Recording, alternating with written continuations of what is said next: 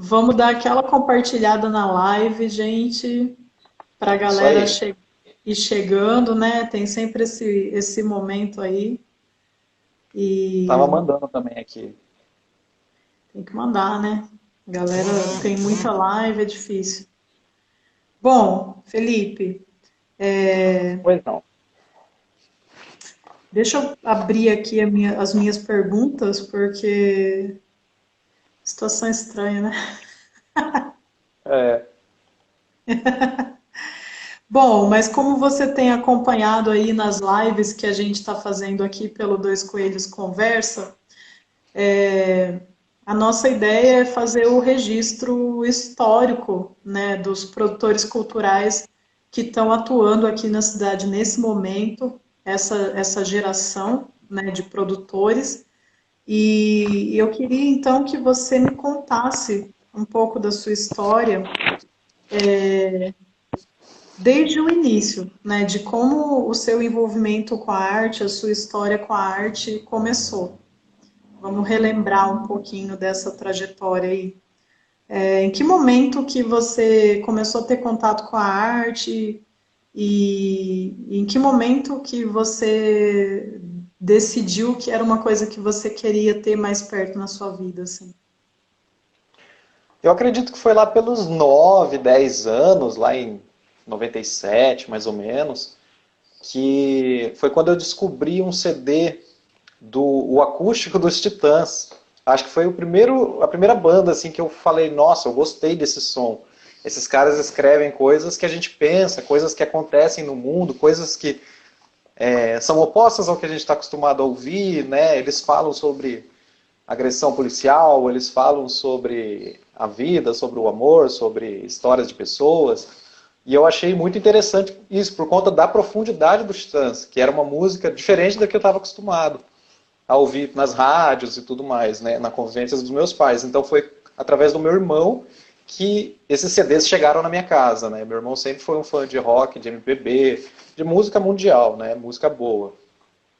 E eu também gostei muito na época, nessa idade mais ou menos, que ele trouxe também Nação Zumbi, ele trouxe Metallica, ele trouxe o próprio Gabriel Pensador e Planet Hemp, Raimundos, essas bandas que estavam bombando nessa época, o Rapa, e todas eram muito críticas, todas eram muito interessantes, ritmos muito interessantes, diferentes, sabe? Coisa profunda, coisa para pensar.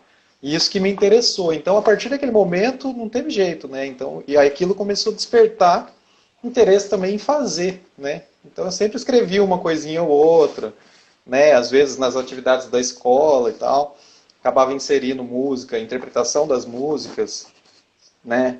Na escola mesmo, me interessava muito. Então, sempre tinha Legião Urbana, Raul Seixas, Caetano Veloso nas letras. Então, isso eu acabei sendo envolvido pela música desde cedo e foi de um jeito que eu nunca mais larguei, né? Aí, aproximadamente lá pelos 14, 13 anos, que eu conheci os meninos que me mostraram um verdadeiro rap nacional, né? Aí, que foi o Elton Index, que foi o Gustavo Vieira Mello, que foi um dos primeiros integrantes do Index Sonora, né? Foi ali que a gente se conheceu na escola. E foi muito da hora, porque a gente começou a querer, a descobrir, né? O Elton foi me apresentando as músicas internacionais e algumas nacionais mais desconhecidas, e o Gustavo ele me trazia os nacionais mais conhecidos, assim, os Racionais, o 509E, e aí com o Elton a gente, eu não lembro bem quem que apresentou o quê, né, nessa jogada aí, tinha muita gente mandando som, né?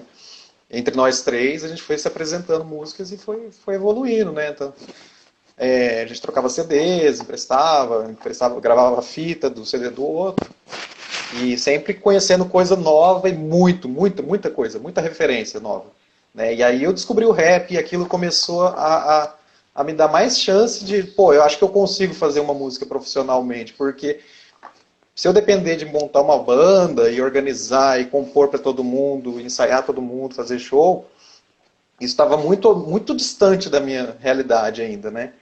Eu não conhecia pessoas, né? Eu tinha meu irmão que tocava violão, guitarra em casa, tinha as bandas dele, mas eu era muito jovem ainda, eu tinha 13, 14 anos, ninguém queria fazer banda comigo, né? E eu também não conseguia muito bem, não ia bem com o violão, né? Por exemplo, eu gosto mais de percussão, se fosse para ser instrumentista.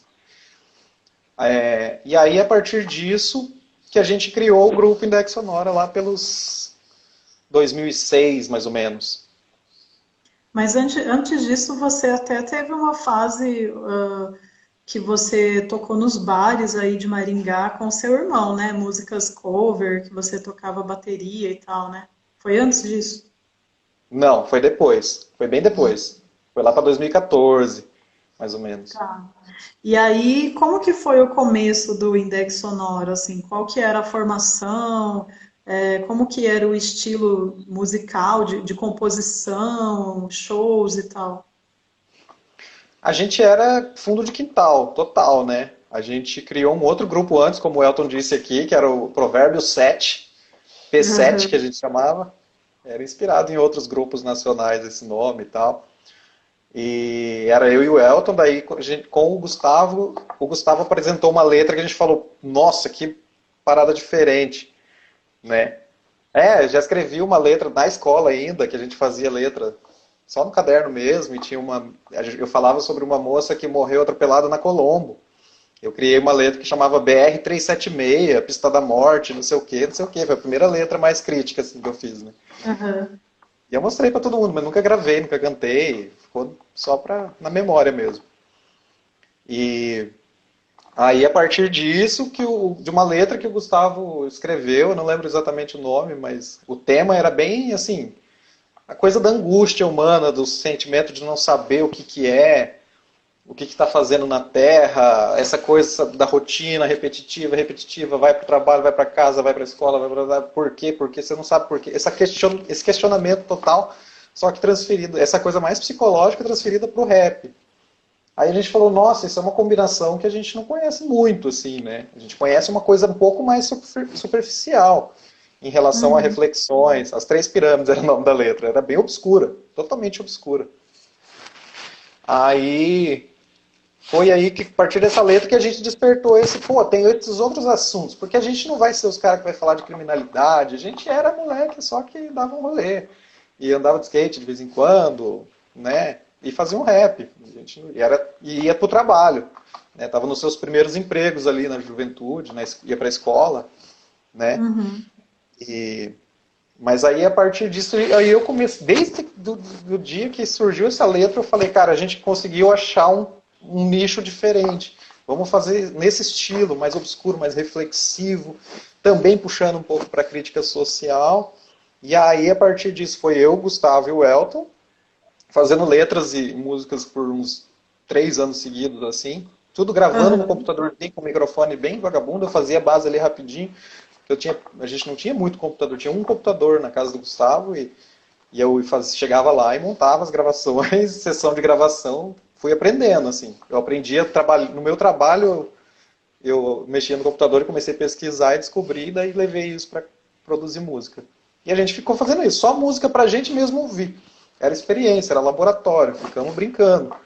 A gente não fazia, a gente fez um show, eu acho, na história, assim, naquela época, 2006, 2007, que foi um período que a gente estava também com o Anderson Lopes, que ele era um rapper que entrou depois com a gente, começou a escrever letras também juntos, nessas temáticas, gostou do estilo, gostou das bases, falou, vamos fazer junto. Depois a gente meio que acabou se separando, o Gustavo também acabou desanimando e fazendo outra coisa da vida.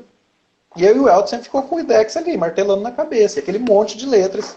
Aí, na casa do Spock, a gente fez um show, que foi eu, o Gustavo e o Anderson.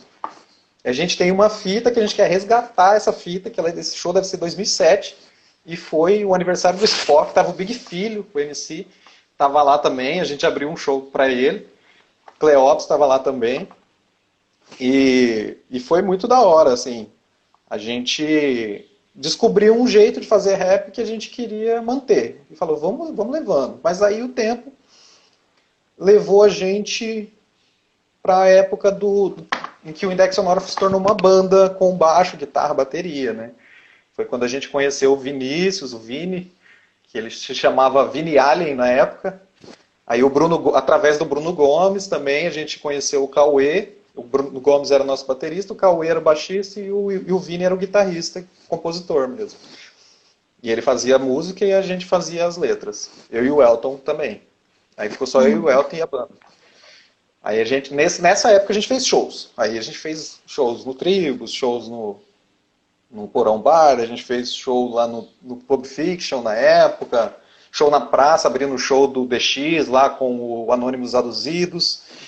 A gente fez um show lá na Vila Olímpica, Céu Aberto, naquele ônibus da cultura.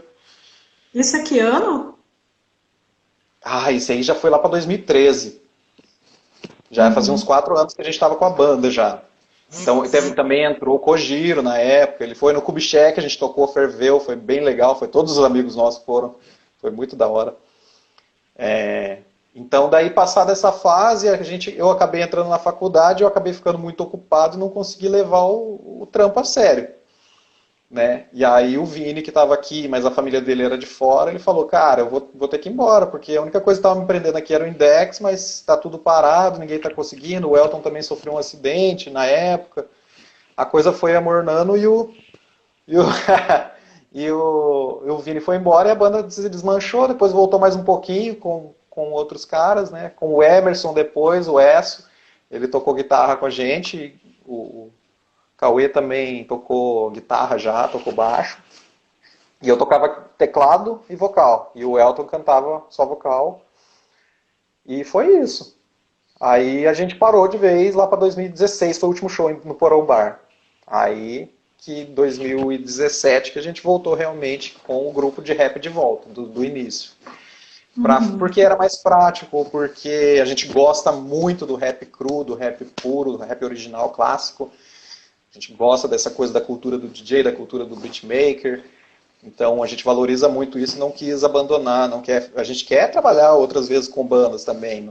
É sempre legal, até porque as nossas bases sempre envolvem arranjos musicais com instrumentos. Mas, por enquanto, está sendo bem prático, a gente está sendo ágil. Crowbar, verdade. Eu falei porão várias vezes aqui, mas é crowbar. Foi logo que ele já estava fechando o crowbar. Sim. Mas foi isso, aí a gente voltou e começou a ser mais ágil e conseguiu realizar mais coisas, né? Mas isso também... Certo. Aí tá, até... Oi? Essa é a parte que a gente vai falar daqui a pouquinho, mas antes disso, no meio do caminho, teve a circular, né? A circular cultural. Sim. Queria que você me contasse, fizesse uma pausa aí na história do Index, aí nesse momento que a banda também paralisou, para contar um pouquinho sobre os outros projetos, né? Sim. Circular. A circular... Você quer formular a pergunta ou eu posso falar já? Não, eu acho que você podia contar um pouquinho da circular cultural, né? Como é que surgiu e como é que você passou a fazer parte dessa história.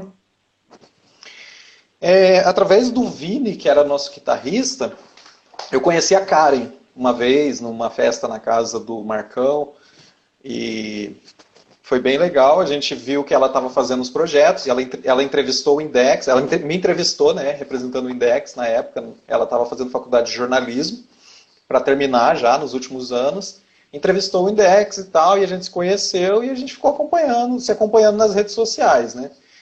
Aí a gente teve várias trocas assim de trabalhos, que tipo o trabalho da minha faculdade que eu entrevistei ela e teve trabalho que ela me entrevistou, né?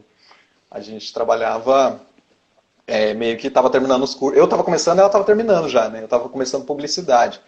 Aí nisso eu estava no primeiro ano de publicidade e a Karen estava para se formar e o TCC dela era uma revista cultural. Ela com a Daniela, que eu ainda não conhecia, mas depois eu passei a conhecer. Nisso eu entrevistei ela num programa de rádio lá da faculdade e depois eu falei, cara, se vocês vão lançar realmente, vai se tornar uma empresa, vai se tornar uma revista, então por que a gente não faz o seguinte, eu estou começando a faculdade, eu quero aprender, quero ter experiência, eu quero trampar na circular, fazendo as artes dos anunciantes que estão para entrar, né? Porque vai chegar um momento que vai chegar um anunciante que vai comprar, mas não vai ter a produção. Então aí vocês podem deixar que eu faço, né? Voluntariamente. Aí a circular, ela, para quem não conhece, deixa eu pegar aqui. A circular era uma revista que circulou entre 2012 e 2015, impressa, em tamanho pocket. Circular Pocket era o nome, né? Então você tinha várias reportagens, muita gente, artista da cidade aqui, participou, apareceu,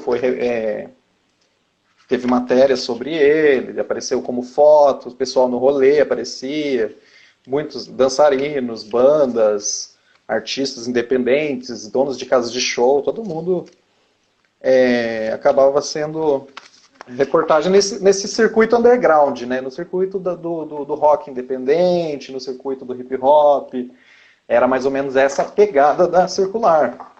E aí eu entrei e fiquei 1 ano e meio, mais ou menos, trabalhando com elas nesse esquema, né? De fazer as artes para os anunciantes. Isso a coisa progrediu, né? Aí eu já fui pago várias vezes. Mas aí chegou um momento que eu cheguei no 3º ano da faculdade e eu falei, cara, não vou conseguir mais acompanhar vocês. Aí eu tive que abandonar o barco, porque eu precisava fazer meu TCC. E o TCC de publicidade é projeto experimental, não é um artigo, né? Então era muito trabalhoso. Assim como foi a circular, né? Então aí eu abandonei, elas acabaram continuando, elas sempre lançavam uma revista e traziam uma banda de fora. Cada capa era uma fotografia de um artista, de um fotógrafo maringaense. Tem várias cenas bem legais. Tem muita gente que tem coleção dela ainda, que marcou a época, né? 2012 a 2015, a cada 2 meses saía uma revista. E eu me sentia muito orgulhoso de trabalhar com isso, né? Eu falava, pô, é uma coisa que está acontecendo, uma coisa material, as pessoas estão vendo, as pessoas, né? Era o começo das redes sociais crescerem, assim, apareceu o Facebook lá para 2011, mais ou menos, que a gente começou a entrar. Então, era o começo, os primórdios, assim, da comunicação online mais evoluída, né? Uhum. Eu fui acompanhando nesse esquema e assim que eu terminei a faculdade, eu sentei e eu falei com as meninas que eu queria voltar, né? Porque agora eu estava pronto como um profissional, realmente eu poderia sugerir coisas, né?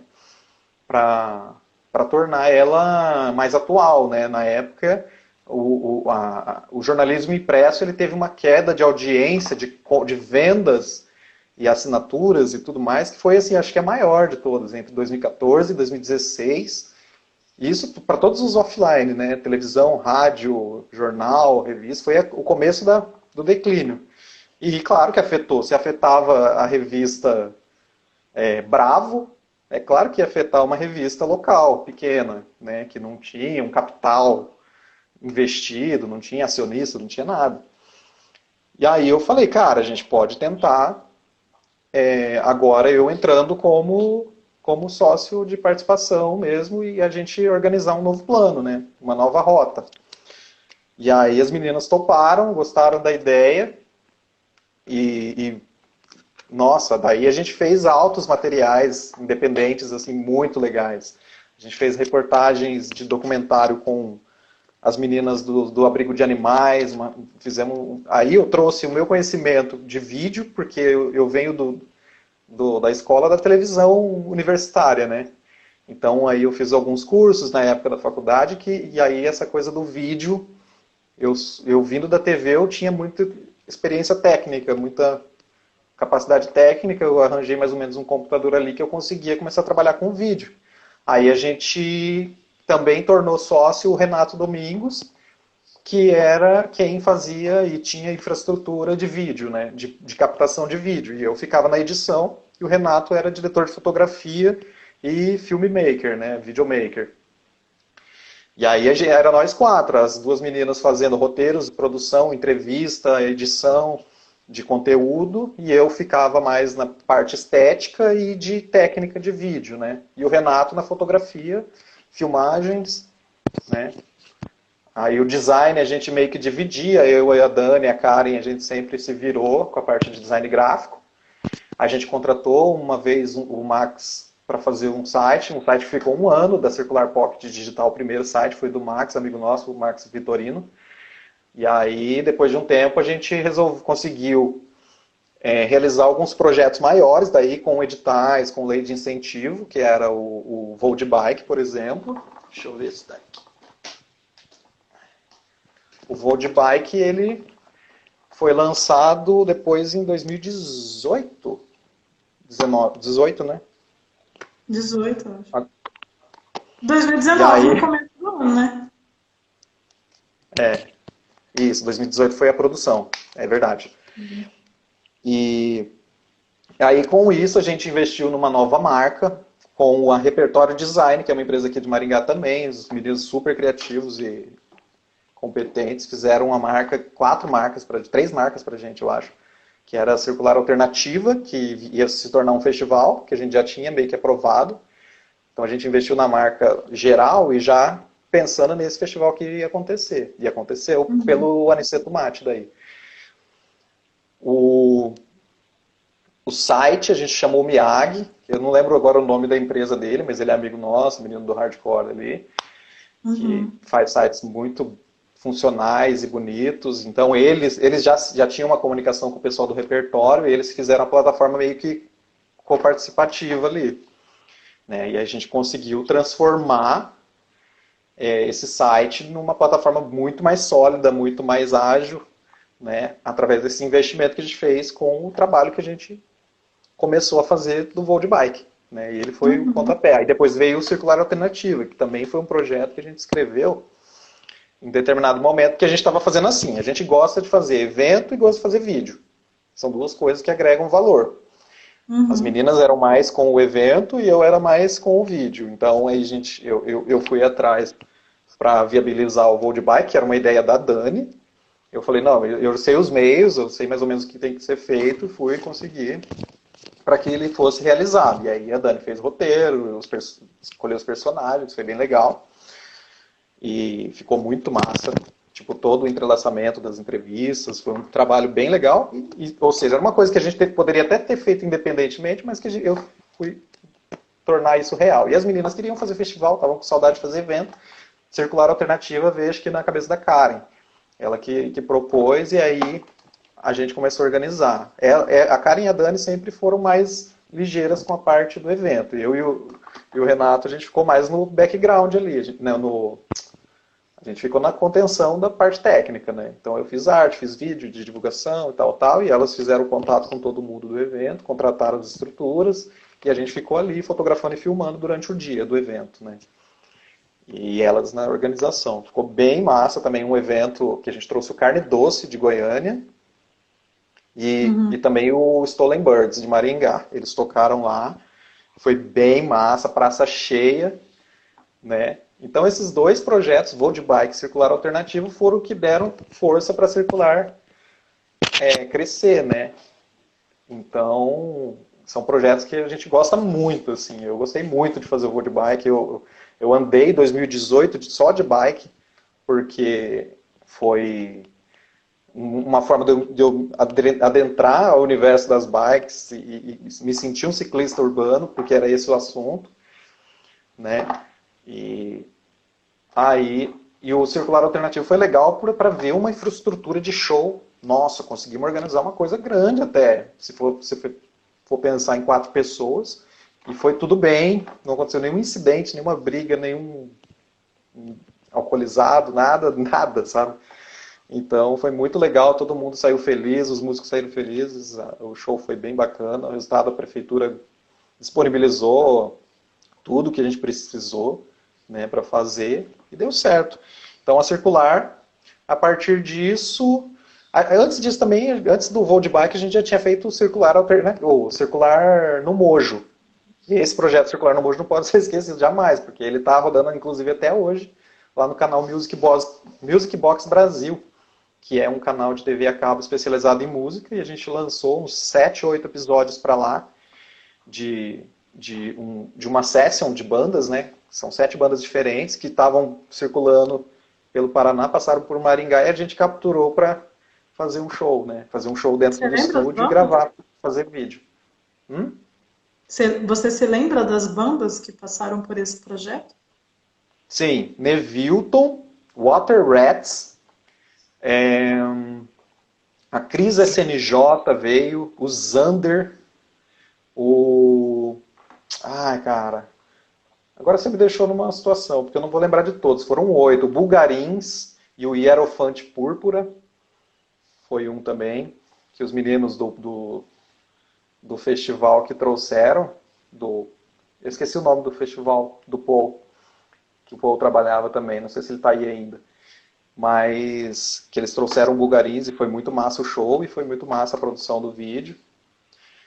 E foi isso, o Circular no Mojo, a gente conseguiu emplacar a nossa primeira TV nacional, então foi muito legal, assim, a gente ficou orgulhoso, embora não tenha sido remunerado, ele era um projeto para a gente fazer o nosso portfólio, e aí esse portfólio permitiu a gente se apresentar uma proposta decente para o voo de bike acontecer, né?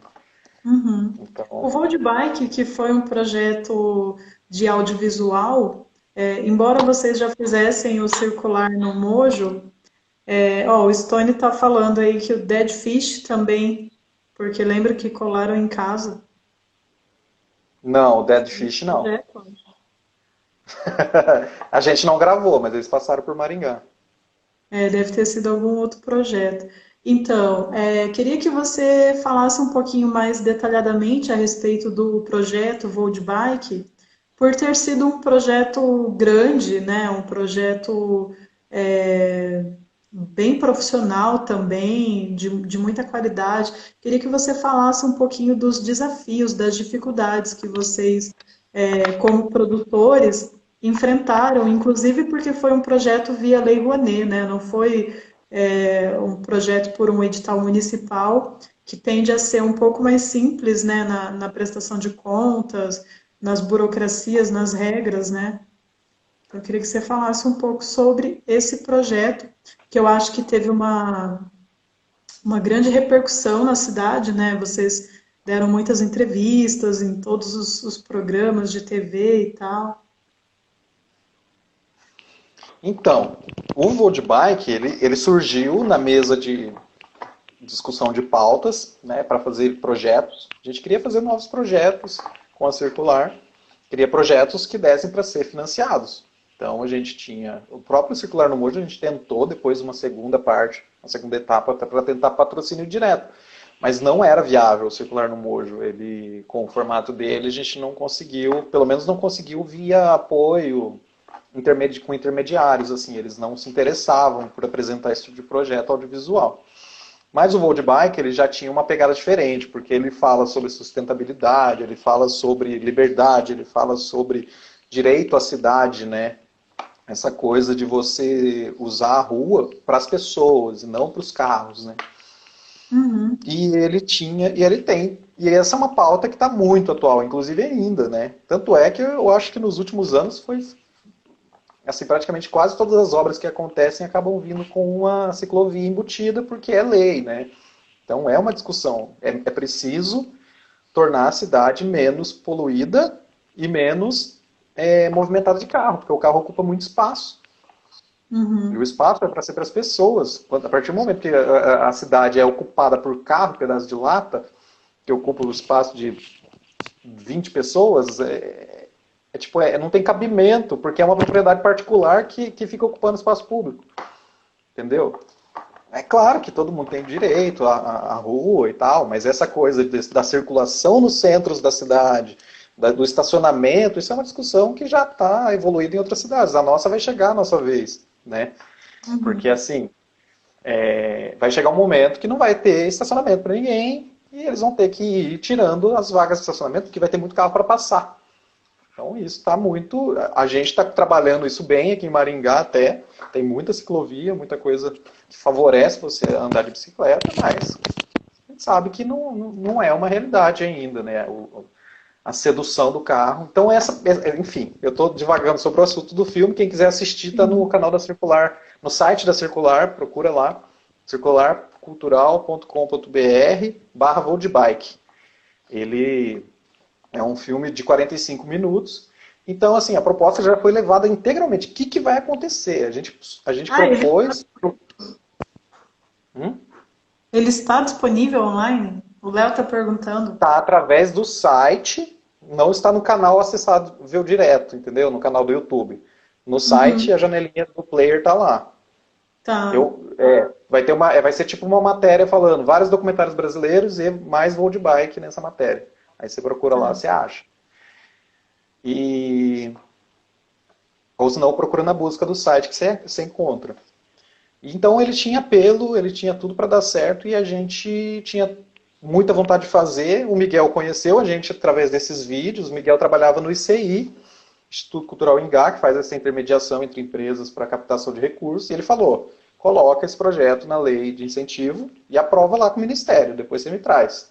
Aí você me traz e me traz o que você precisa, né?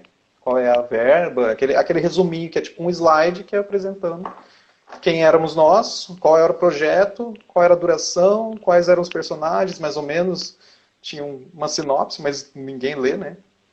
Mas só de estar aprovado na lei, e ele conhecendo o nosso histórico de fazer os vídeos que deram várias repercussões na época, ele falou, tá confiável, vou procurar patrocínio, e conseguiu.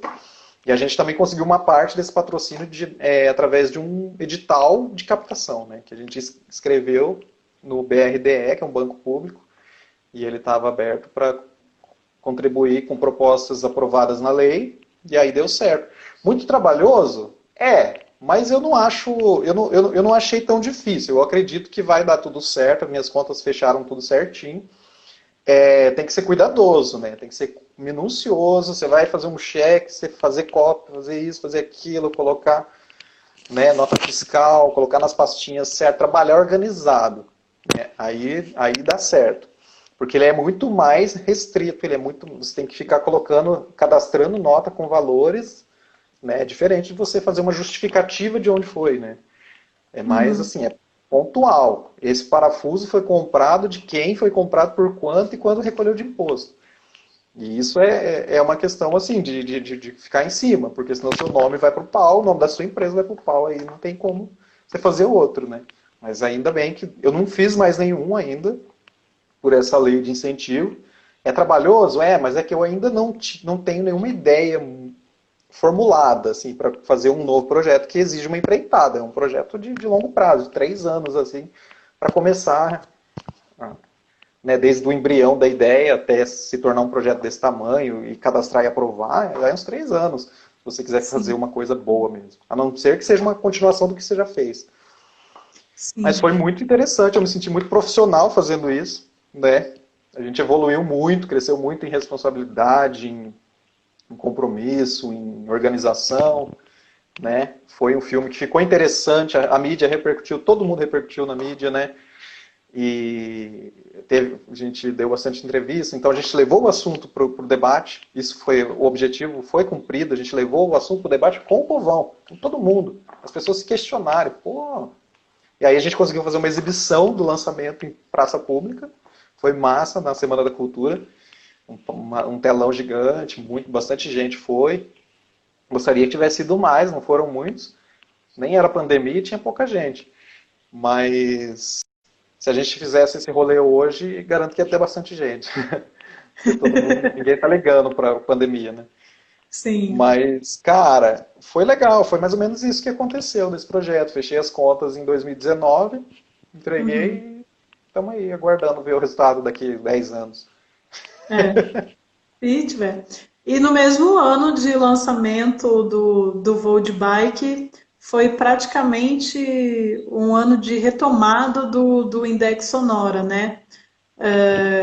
Com a execução de projetos, né? Como que foi? Porque a retomada mesmo foi no momento em que vocês resolveram enviar o projeto, que foi no ano anterior, né? Mas me fala um pouquinho, então, dessa retomada do Index Sonora.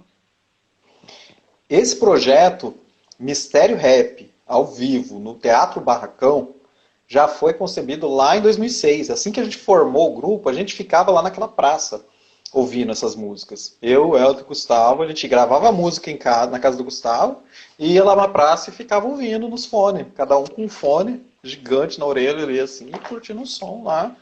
E analisando o que a gente fez, o que estava para melhorar, qual vai ser a próxima música, e a gente falava, a gente tem que lançar um dia um show nesse teatro aqui, para lançar nosso CD. Né? Tá tudo bem o áudio?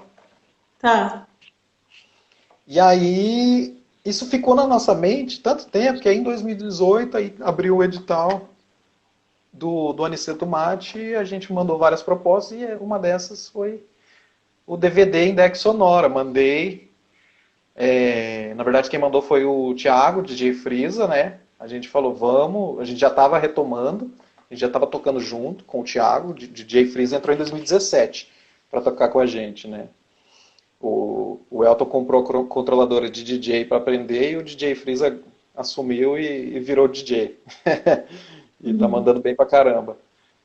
E aí a gente formou, eu já falei, cara, vamos gravar. Tem um monte de música aí, a gente não tinha nem as músicas prontas ainda. Tinha várias que tinha pronto, mas tinha um monte que não tinha. Mas tinha a letra. E a letra era antiga, era de 2006, 2007, 2008, 2009, 2010, 2011, 2013, 2014. Sempre a gente estava fazendo uma letra ou outra nova, né? Então tem músicas de todos os anos ali. E a gente falou, tem que ser ali, tem que ser obscuro, a gente quer fazer um cenário que é inspirado no Silent Hill, que sempre foi a nossa referência estética e de temas, assim, a coisa obscura é do Silent Hill, que é aquele jogo de videogame do PlayStation e que depois se tornou um filme também, né? É uma franquia bastante respeitada nessa coisa do horror, na coisa do terror e tal, dos filmes, da coisa de zumbi, de mortos, enfim. E sempre foi nossa referência estética, a gente queria colocar isso no palco também. A gente queria ter neblina, porque no jogo tem neblina. Então a gente colocou isso no nosso imaginário e foi fermentando. Aí no dia que eu escrevi tudo isso que a gente já tinha conversado. Pô, a gente quer fazer um show assim, assim, vai ter 10 músicas, era 10, virou 13. Vou fazer 10 músicas, as músicas são essas, eu fui puxando os nomes das músicas que a gente já tinha escrito na memória, nem todas estavam inteiras, a gente teve que revisar um monte de letra. Mas eu falei, eu consigo fazer as bases, até a gente aprovar e entrar, né? Aí a gente colocou no anexo que a gente tinha gravado um clipe, tudo, desde sempre a gente fez clipe, tudo a gente mesmo, né? A gente pega a câmera emprestada, ou, né, com o Renato ajudou a gente também, fazer muitos vídeos, muitas fotos nossas, sempre foram do Renato. O Renato sempre cobriu o Index Sonora desde 2013, 14 mais ou menos. Ele ia nos ensaios fotografar a gente. E ele tem vídeos de arquivo aí que ele me passou esses dias bastante antigos. E, e a gente conseguiu, aprovou o projeto, nosso primeiro projeto com lei de incentivo, aí a gente chamou você para produção, porque você tem esse know-how da produção do evento com cenário, com backstage, com uma coisa mais complexa, né? Que era o que a gente queria. A gente não queria só um show. Ah, joga uma luz colorida e tal. Não, a gente quer cenário, a gente quer conceito, a gente quer coisa refinada. Aí a gente convidou as meninas do Goma Arquitetura para ajudar a gente a colocar o projeto do palco na realidade, né? Então elas escolheram os materiais e apontaram, e aí você foi e conseguiu tudo que a gente precisava. A gente chamou o Vanderlei para fazer iluminação, porque ele é um iluminador de teatro, não era de música. Então, para ele foi também, acho que, a primeira experiência, talvez. E para nós foi legal porque saiu da caixinha. A gente não queria fazer um DVD igual o DVD ao vivo MTV. A gente quer fazer um DVD obscuro, né? E deu certo, cara. E foi um baita de um projeto. E ele se Tony. tornou, o projeto virou esse DVD ao vivo. E ele é um DVD que tem todas as músicas em MP3, tem fotografias, tem clipes, tem todas as músicas em vídeo, tem material de clipping, de clipping não, de portfólio nosso, nas nossas redes sociais, links. É um DVD-ROM, né, de abrir no computador, tipo um pendrive. Em vez de ser aquele DVD vídeo, que já está ultrapassado e que pra gente era desvantagem. Então a gente conseguiu manobrar para se tornar esse projeto. E é o nosso primeiro álbum oficial. Que até então a gente tinha lançado demos, que a gente sempre gravou dentro de casa. E a gente continua fazendo isso, né? A gente continua gravando dentro de casa, porque é legal, porque a gente gosta muito de ter esse controle do tempo que a gente vai produzir, quando que vai sair? Ah, a gente não sabe, vai sair. E aí do nada Não, sai. mas esse você não gravou dentro de casa, você tem que falar isso. Exatamente, esse é o primeiro álbum que a gente tem, né? Que a gente pode chamar de álbum porque ele foi produzido, ele tem uma infraestrutura, tem cadastro na Ancine, foi para televisão também. A gente conseguiu colocar ele no canal Music Box Brasil também. Ele Gravado roda pelo. de vez em quando. Eu não sei a agenda mais, já não estou me informando mais a agenda da programação. Ele roda aleatório lá e vai estar um contrato de 5 anos. Assim como o Circular no Mojo que a gente fez também. Sim, é porque você foi citando os profissionais e foi ele tem que falar do Stone. Com certeza, o Stone fez toda a diferença, porque a gente era um desafio, velho, captar um show ao vivo de rap.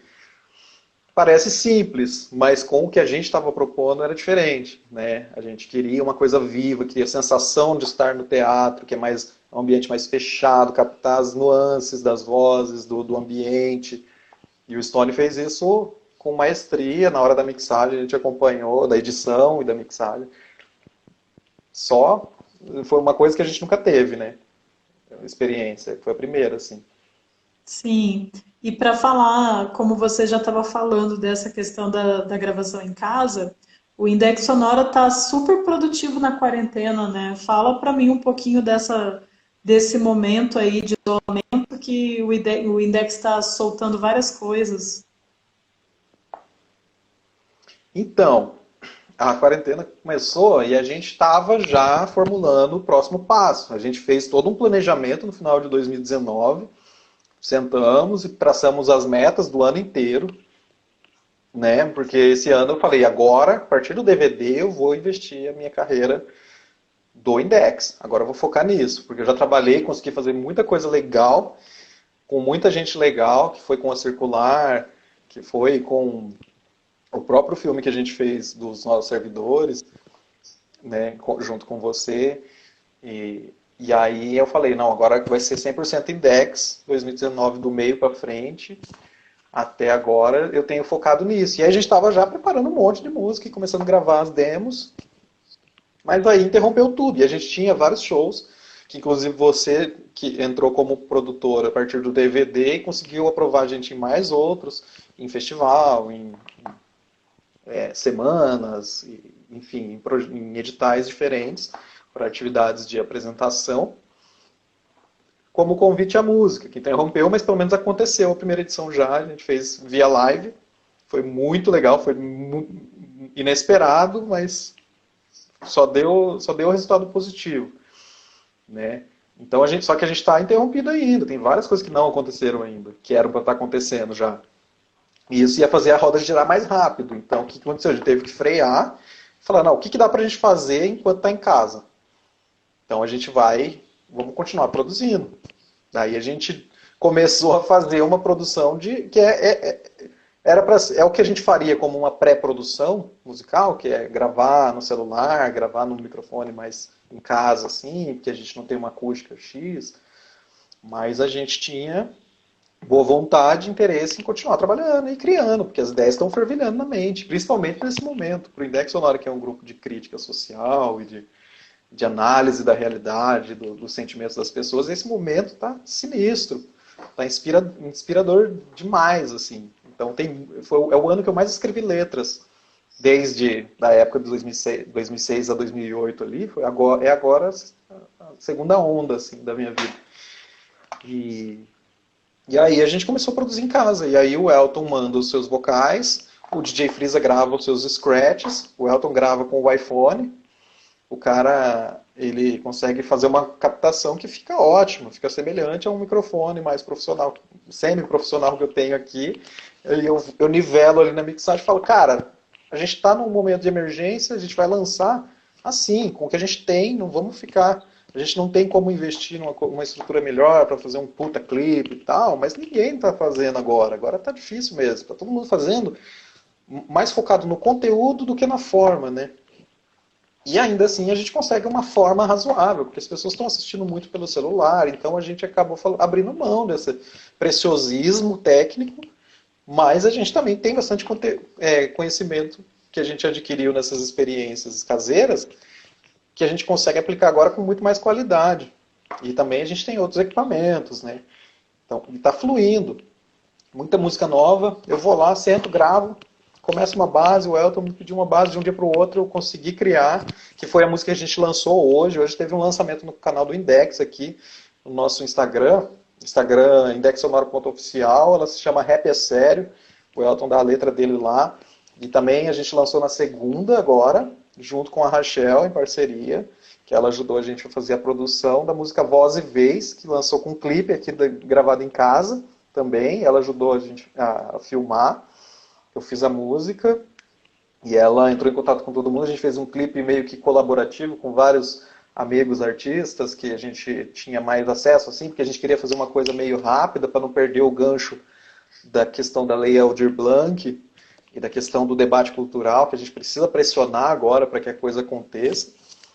Então a gente falou, vamos lançar, vamos gravar nós mesmos, a gente faz, a gente pega as coisas que a Rachel tem em casa, porque ela tem muita coisa que trabalha com teatro, muito cenário, muita coisa, o telefone era dela, a máquina de escrever acho que era minha ou dela, não lembro agora. Os elementos a gente usou, a cadeira dela, as paredes da garagem aqui da casa, e usou o que tinha na manga e soltamos. Né? A Alessandra aparece, uma galera aparece, a gente não... ficou faltando muita gente também, muita gente que a gente gosta, respeita, tanto aqui quanto no nacional. Pô, esqueci, de certa forma até do Criolo e do Milton Nascimento, que lançaram uma música agora, 2 músicas juntos com o pianista. Então, assim, eu já tinha baixado até o clipe e esqueci de colocar, né? Então, eu esqueci também de uma galera aqui de Maringá, mas que eu gosto muito.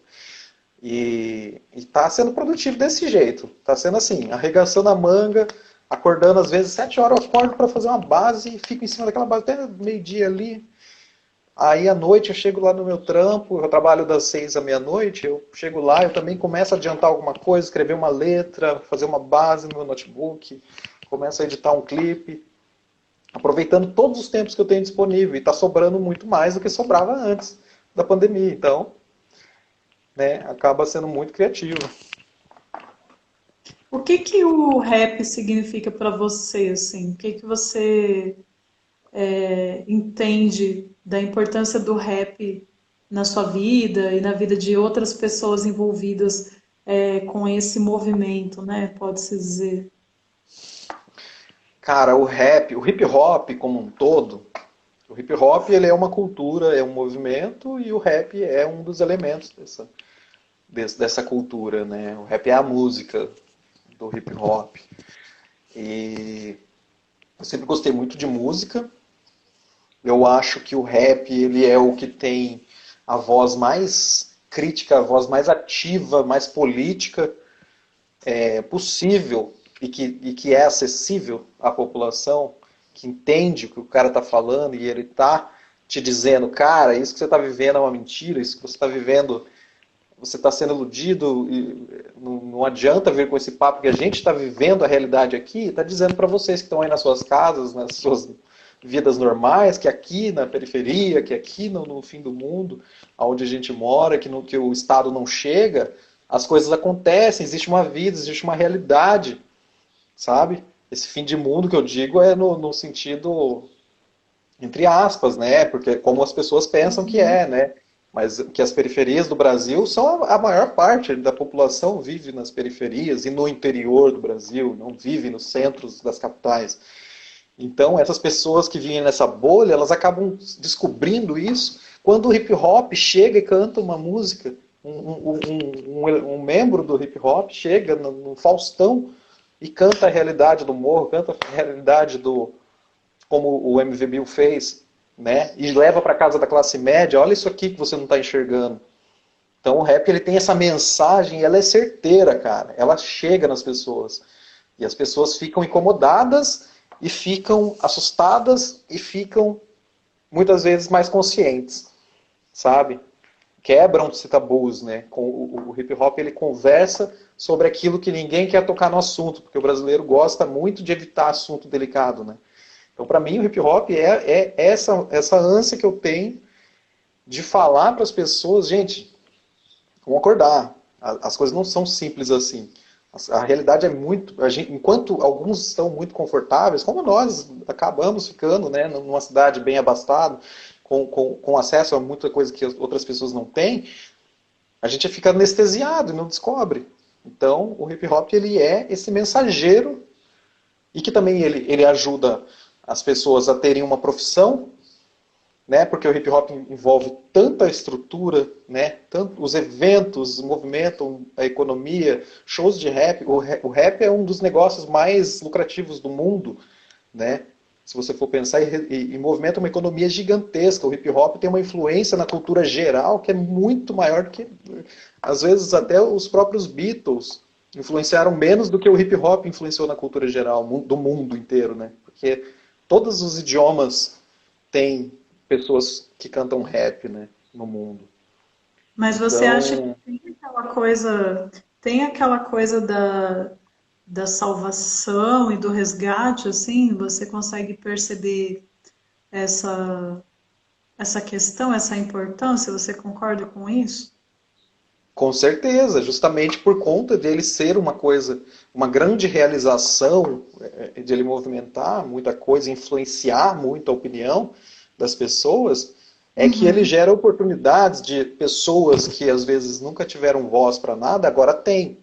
E quando a pessoa consegue ter voz, ela consegue ser ouvida, ela meio que adquire aquela cidadania que estava sendo negada para ela, sabe? uhum, Quando ela consegue arrumar um trampo de que seja montar um palco para um show de rap, ele conseguir trabalhar e ganhar um dinheiro honesto, ele está conseguindo ser incluído na sociedade, das pessoas que conseguem comprar suas coisas e ter suas coisas sem precisar tirar do outro, né?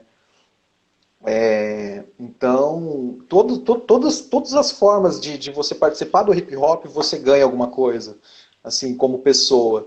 Né? Se você é um dançarino, cara, o que trabalha o corpo e a mente, a dança, faz toda a diferença. O quanto a gente aprendeu exatamente, a gente sabe que as drogas não são para brincadeira mesmo. Não dá para brincar com droga. Foi no rap que a gente aprendeu isso. Não foi na escola, não foi dentro da casa da gente. Sempre acabou sendo meio com aquele tabu de falar, ah, é ruim, ah, é coisa do capeta. Não. O rap ele explica o que acontece. Então, uhum. a gente aprendeu muito. Eu e o Elton, a gente vivendo e ouvindo e estudando rap muito, a gente aprendeu muito as coisas da vida prática, né? Que estudar é importante, que você conhecer os grandes pensadores, você conhecer os grandes músicos, o cara que faz uma base de rap, uma batida de rap, ele tem que ter muito estudo de música, ele tem que conhecer as músicas clássicas, as músicas, o jazz clássico, o blues, o rock and roll, o funk dos anos 70, o psicodélico, ele tem que ouvir o eletrônico dos anos 90, ele tem que conhecer o mundo musical, e isso é um universo que ele é infinito, né? Para o cara ser DJ, ele tem que ter muito conhecimento musical e muita coisa, né? Ele acaba escolhendo um nicho, mas cada nicho existe um universo. Então, é uma atividade cultural, uma atividade econômica é incrível. O hip hop é foda. Como que você vê a cena local, assim, a cena maringaense de hip hop A hoje? gente acompanha a cena do hip hop de Maringá desde mais ou menos aquela época, 2005, que a gente começou a ir para os rolês, né? Através do Elton que eu fui conhecendo os rolês lá os eventos no Plaza, o hip hop na praça, coisas que sempre aconteceram. Eu conheci o CD do Realidade Nacional, o primeiro grupo de rap a gravar um CD em Maringá. E foi sensacional, foi um universo. A gente falou, nossa, cara, se os caras conseguirem, a gente conhece eles daqui da rua, cara, pô, então a gente também pode, cara. E foi a maior inspiração pra gente continuar sempre fazendo, foi ver o Realidade Nacional ter feito. A gente falou, cara, esses caras são bons, esses caras, e letras boas, uma gravação ótima, assim. A gente falou, cara, que realização. Então a gente acompanhou desde essa época. E aí a gente vem acompanhando, mas aí a gente acabou se envolvendo mais com a galera do rock, ali lá por 2009 para frente ali, a gente acabou entrando mais no circuito do rock, então a galera do Consequência, a galera do California Bulldogs, os nossos brothers, né, o Gabriel, o Everton, a galera do Marcão lá, que também sempre foi entusiasta, nem todos são músicos, mas alguns têm bandas. Então a gente acabou circulando muito tempo por ali, e aí quando a gente voltou para a cena do hip hop, aí a gente encontrou já uma outra galera, aí já estamos com outro ritmo, as pessoas já estão produzindo clipes pra caramba, produzindo música, e tá muito interessante, tá uma cena produtiva, tá? O pessoal tá trabalhando mesmo, assim, muita coisa nova. Muitos DJs, muitos produtores, muitos beatmakers, muitos b-boys, muitos MCs. Então a cena tá bem movimentada mesmo. E a gente tá voltando agora, né? Então a gente está começando a participar agora dos eventos e fazer as colaborações aí com a galera, trocar uma ideia mais para começar a desenvolver uma relação com a rapaziada e no cenário e ganhar o nosso conceito, né? Fazer o nosso conceito. Tem projetos futuros do Index Sonora, do Felipe, que você possa contar? O do Felipe é fazer o Index Sonora acontecer e trabalhar. A gente sabe que não é aquela coisa, vou fazer um álbum agora e vou explodir, alguém vai me descobrir. Não, a gente fala assim, a gente tem que fazer nossas músicas que a gente tem na nossa cabeça. E a gente tem uma fila de músicas que é enorme na nossa mente. Então elas estão vindo acontecendo, estão vindo à tona agora, sabe? É um dia que a gente senta e fala, vamos gravar, gravamos, saiu uma música nova. Essa música que a gente lançou hoje, ela foi gravada no domingo, a gente fez o clipe primeiro, depois o Elton me mandou a capela, daí eu fiz a base de manhã, à tarde já estava misturando com o vocal dele oficial que ele mandou, e aí até ontem à noite eu terminei de editar o clipe. Então fizemos uma música em 72 horas mais ou menos, com o clipe. Foi uma coisa, foi tudo motivado para a gente fazer as fotos da nossa touca nova que a gente está vendendo. É um produto que a gente está fazendo para tentar fazer um dinheirinho aí para investir na nossa carreira, para continuar faturando alguma coisa, porque enquanto está tudo parado a gente está perdendo de fazer show. Então a touca está sendo uma contribuição aí para investir no Index e para ter uma touca muito boa. O Elton fez um convite ao vivo aqui, ó. Patrícia, na verdade tem duas, hein? Eu tenho mais uma letra que eu quero cantar com ela, hein? É convidada. São duas músicas, tá? Essa que a gente vai fazer e o Elton, e tem mais uma que eu tô escrevendo ainda. Depois a gente vai gravar também. Já faz tudo de uma vez só. Primeira vez dessa série de lives da Dois Coelhos Conversa que surge um convite ao vivo, gente. Que ótimo! Será que a Patrícia vai aceitar? Vamos acompanhar nos próximos episódios. Que maravilha! Adoro, Patrícia Borges É isso aí. tudo. É. Eu fiquei sem relógio, sem ter como acompanhar a Já duração são da 9, live, vai acabar. mas eu acredito que a gente tá. Começou a nossa contagem regressiva agora. Felipe, obrigada.